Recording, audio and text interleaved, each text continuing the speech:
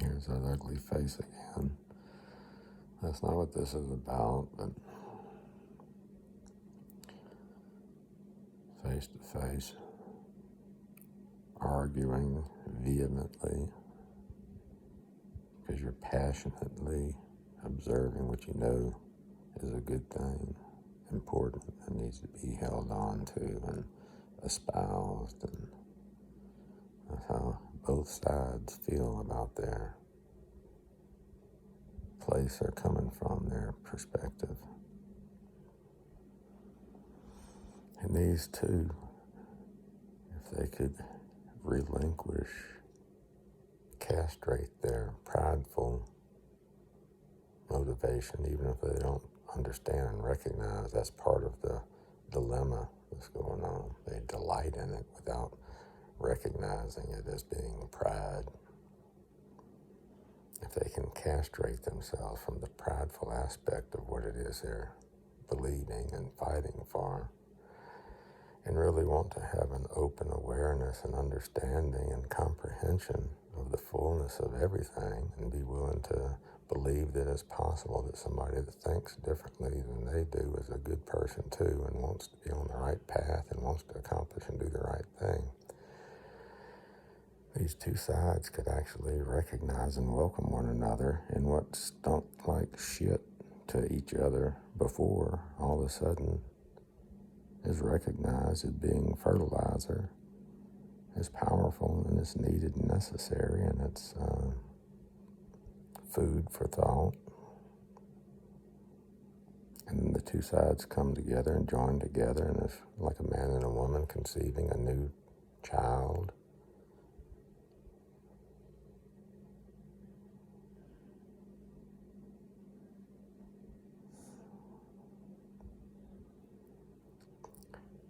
Your enemy,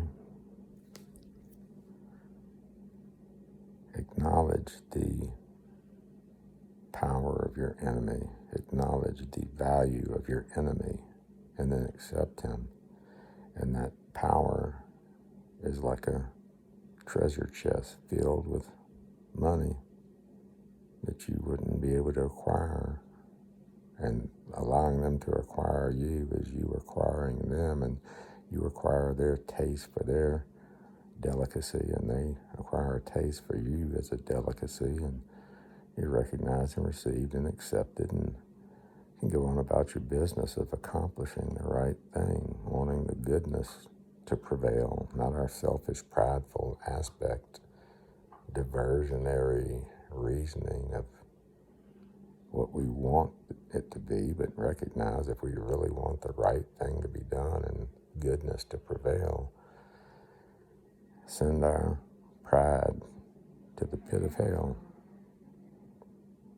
And you don't have anything to be proud of anyway. You're not the first person that walked the face of the earth. Everything you think and say, or word has been said before, and thought has been thought before, and feelings have been felt before, and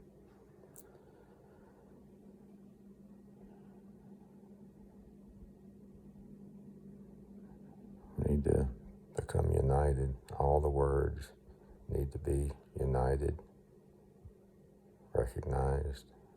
I mean, it's okay to have unique versions of things, and that's what makes a piece of dessert different from the main course and such things as this. You still need your iced tea as well. I ain't got nothing against a donut and a glass of milk later on, and then a cup of coffee. And we need to recognize one another as these things. It's begging. We're all begging to be accepted, begging to be received, begging to be consumed, basically, and incorporated. And that's what our real goal and objective is. We have to do unto others as we would have them do unto us. Amen. You don't have to stop the bitching, but just have a different purpose and motivational thing, reasoning behind the bitching, trying to accomplish something greater than a prideful indulgence. And it's okay if you're not being proud of yourself, but you're proud of the ultimate, all-encompassing truth of what it means to be here. And be okay with the mountains. Be okay with the desert.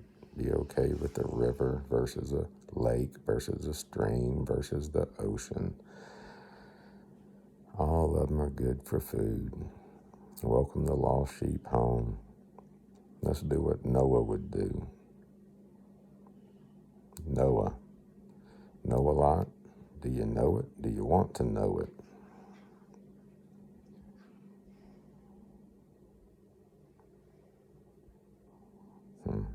And it's okay to be afraid of your enemy, because fear of the Lord is the beginning of wisdom.